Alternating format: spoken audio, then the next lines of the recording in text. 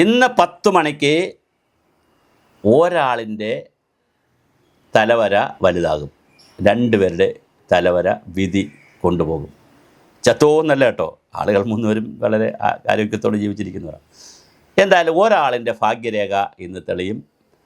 നമുക്ക് ഈ കൈനോക്കാനും കൂടി എനിക്ക് അറിയാമായിരുന്നു. അവരുടെ ഭാഗ്യരേഖ അയച്ചു തന്നിരുന്നെങ്കിൽ, കൈരേഖ അയച്ചു തന്നിരുന്നെങ്കിൽ നമുക്ക് നോക്കാമായിരുന്നു. പക്ഷേ 3 പേരുടെ കൈരേഖ ഇല്ല. വി.ഡി. സതീശൻ്റെ ഇല്ല, രമേശ് ചെന്നിത്തലയുടെ ഇല്ല, കെ.സിയുടെയും കയ്യിലില്ല. അല്ലെങ്കിൽ അത് നോക്കാമായിരുന്നു. ഭാഗ്യരേഖ ആർക്കാണ് തെളിഞ്ഞു നിൽക്കുന്നത്? എല്ലാ കണ്ണുകളും രാഹുൽ ഗാന്ധിയിലേക്ക് തിരിഞ്ഞിരിക്കുകയാണ്. രാഹുൽ ഗാന്ധി തീരുമാനിക്കും. ഇതാണ് ഡൽഹിയിൽ നിന്ന് വരുന്ന ലേറ്റസ്റ്റ് വിഷയം. മല്ലികാർജ്ജുന ഖാർഗെയെ ഇന്നലെ കണ്ടു, നേതാക്കൾ കണ്ടു. ഇവിടെ നിന്ന് പോയ അജയ് മാക്കാനും പിന്നെ അതുപോലെ തന്നെ മുഗൾ വാസനിക്കും ഇന്നലെ കണ്ടു. ആരെ കണ്ടു? നമ്മുടെ മല്ലികാർജ്ജുന ഖാർഗെയെ കണ്ട് റിപ്പോർട്ട് കൊടുത്തു. ആ റിപ്പോർട്ടിൻ്റെ ബേസിൽ ഇന്ന് രാവിലെ 10 മണിക്ക് ചർച്ചയ്ക്ക് വേണ്ടി രമേശ് ചെന്നിത്തലയെയും വി.ഡി. സതീശനെയും കെ.സി. വേണുഗോപാലെയും ഡൽഹിയിലേക്ക് വിളിച്ചിട്ടുണ്ട്. 3 പേരും ഇന്നലെ രാത്രി പോയി. ഇന്ന് ഒറ്റയ്ക്കൊറ്റയ്ക്കും അവരൊക്കെ ചർച്ച നടത്തും, കൂട്ടായിരുന്നും ചർച്ച നടത്തും. ദീപാദാസ് മുൻഷിയും അതിനകത്ത് കാണാൻ സാധ്യതയുണ്ട്. ആ ചർച്ചയിൽ ഉണ്ട്. എന്താണ് ഡൽഹിയിൽ നടക്കുന്ന സാധ്യതകൾ എന്തൊക്കെയാണ്? ഒന്ന്, കെ.സി. വേണുഗോപാലിന് മന്ത്രിസ്ഥാനം, മുഖ്യമന്ത്രി സ്ഥാനം കൊടുത്തുകൊണ്ട് കെ.സി. പിടിവാശിയോടുകൂടി നിൽക്കുകയാണ്, ഉറച്ചു നിൽക്കുകയാണ്. എനിക്ക് മുഖ്യമന്ത്രി സ്ഥാനം വേണം, ഞാൻ മറ്റൊരു കോംപ്രമൈസിനും തയ്യാറല്ല എന്ന് കെ.സി. വേണുഗോപാൽ പറഞ്ഞാൽ കെ.സിയെ മുഖ്യമന്ത്രിയാക്കുകയും മറ്റ് 2 പേരെയും 2 ഉപമുഖ്യമന്ത്രിയാക്കുമോ അതോ ഏതെങ്കിലും ഒരാളിന് ഉപമുഖ്യമന്ത്രിയാക്കിയിട്ട് മറ്റേ ആളിന് കൃത്യമായ ഏതെങ്കിലും പ്രധാനപ്പെട്ട വകുപ്പ് കൊടുക്കുമോ? ഒരു സാധ്യത. അങ്ങനെ വരുമ്പോൾ വി.ഡി. സതീശൻ ഞാനില്ല, മുഖ്യമന്ത്രി സ്ഥാനമില്ലെങ്കിൽ ഞാൻ മന്ത്രിസ്ഥാനത്തുമില്ല എന്ന് പറഞ്ഞ് വീണ്ടും നേരത്തെ മന്ത്രിയാക്കുമ്പോൾ, മന്ത്രിയാക്കാതിരുന്നപ്പോൾ സ്പീക്കർ സ്ഥാനം കൊടുക്കാമെന്ന് പറഞ്ഞപ്പോൾ വേണ്ട എന്ന് പറഞ്ഞ് കേരളത്തിൽ MLA ആയി തുടർന്നതുപോലെ വീണ്ടും MLA ആയി തുടരുമോ വി.ഡി. സതീശൻ എന്നുള്ളതാണ് കേരള രാഷ്ട്രീയം ഉറ്റുനോക്കുന്ന മറ്റൊരു പ്രധാനപ്പെട്ട കാര്യം. അതേസമയം കെ.സി. പിന്മാറിയെന്ന് വിചാരിക്കുക. പിന്മാറിയാൽ കെ.സി. പറയുന്ന ഒരാളിനായിരിക്കും പിന്നെ സാധ്യത വരുന്നത്. കെ.സി. പിന്മാറുകയും കെ.സി. പറയുന്നു വി.ഡി. സതീശൻ വരട്ടെ എന്ന് പറഞ്ഞാൽ വി.ഡി. വരാം. അല്ല, കെ.സി. പറയുന്നു രമേശ് RC വരട്ടെ, രമേശ് ചെന്നിത്തല വരട്ടെ എന്ന് പറഞ്ഞാൽ തീർച്ചയായും രമേശ് ചെന്നിത്തലയ്ക്ക് വരാം. അപ്പോൾ കെ.സിയുടെ വാക്കിന് വലിയൊരു അർത്ഥമുണ്ട്. സ്വന്തമായി പറയുന്നതിനുമുണ്ട്, മറ്റൊരാളിനെ നിർണ്ണയിക്കുന്നതിലുമുണ്ട്. അടുത്ത സാധ്യത, വേണുഗോപാൽ വിട്ടുനിൽക്കുകയും ഘടകകക്ഷികളുടെ അഭിപ്രായവും പൊതുവായുള്ളൊരു ജനവികാരവുമൊക്കെ മനസ്സിലാക്കി പുതുയുഗ യാത്രയൊക്കെ നടത്തിയ വി.ഡി.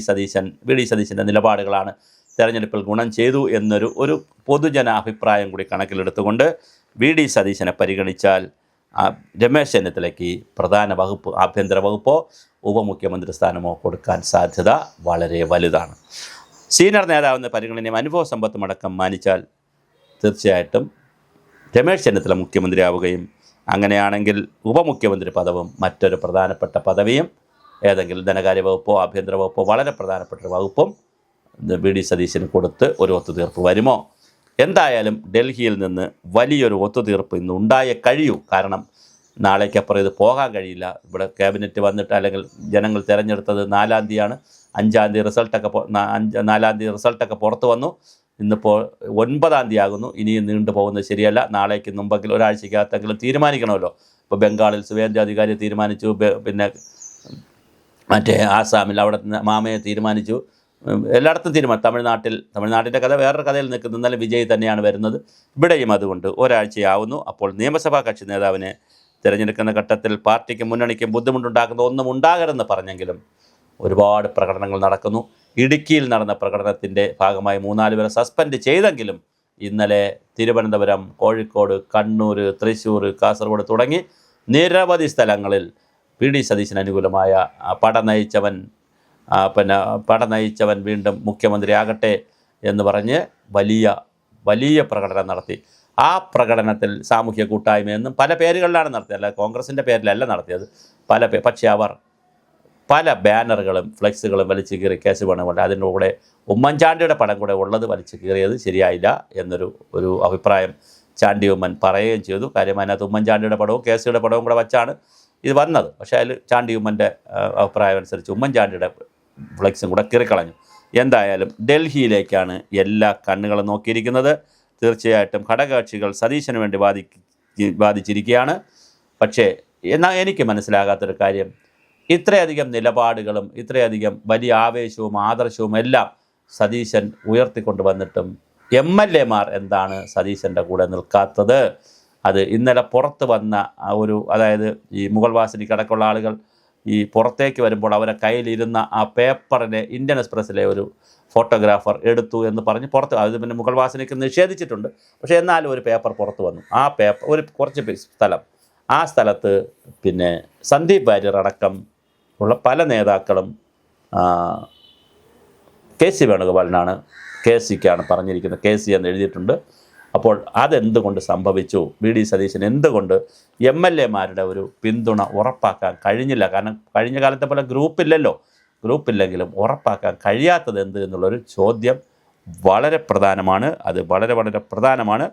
രാഹുൽ ഗാന്ധിയുടെ അടുപ്പവും MLA-മാരുടെ പിന്തുണയും KC വേണുഗോപാലിനൊരു പ്രതീക്ഷ നൽകുന്നുണ്ട്. പക്ഷേ അങ്ങനെ നൽകുമ്പോഴും KC ദേശീയ രാഷ്ട്രീയത്തിൽ നിന്നാൽ മതി എന്ന് പറഞ്ഞാൽ പ്രശ്നമാണ്. ജനവികാരം കൃത്യമായി VD സതീശന് അനുകൂലമാണ്. ഇനി KC ആക്കിയാൽ പിന്നെ വരാൻ പോകുന്ന കുറേ കൂലാങ്കുലകൾ, ഒന്ന് MP സ്ഥാനം രാജിവെക്കണം, അപ്പോൾ അവിടെ തിരഞ്ഞെടുപ്പ് വരും, അതെന്ത് സംഭവിക്കുമെന്നറിയില്ല. അതുപോലെ അതേ എവിടെയെങ്കിലും മത്സരിച്ച് ജയിക്കണം MLA ആയിട്ട്, അവിടെയും എന്ത് സംഭവിക്കുമെന്നറിയില്ല. പണ്ട് മുരളീധരൻ മന്ത്രിയായതിനു ശേഷം മത്സരിച്ച് തോറ്റതുപോലെ ആകുമോ കഥകൾ? കാരണം കാര്യം മറ്റൊരു തലത്തിലേക്കാണ് നീങ്ങിക്കൊണ്ടിരിക്കുന്നത്. VD സതീശന് അനുകൂലമായ ഒരു ട്രെൻഡ് കേരളത്തിൽ കിടപ്പുണ്ട്. അത് സാധാരണ ആളുകൾ പോലും, അത് ഈ വെളിയിൽ നിൽക്കുന്ന ആളുകൾ പോലും, കോൺഗ്രസ്സിലില്ലാത്ത ആളുകൾ പോലും ഒരു VD അനുകൂലമായി, അത് VDയുടെ നിലപാടുകളും ആദർശമൊക്കെ തന്നെയാണ് അതിന് കാരണം. അപ്പോൾ അത് എന്താണ് സംഭവിക്കുക എന്ന് നമുക്ക് കാത്തിരുന്ന് കാണാം.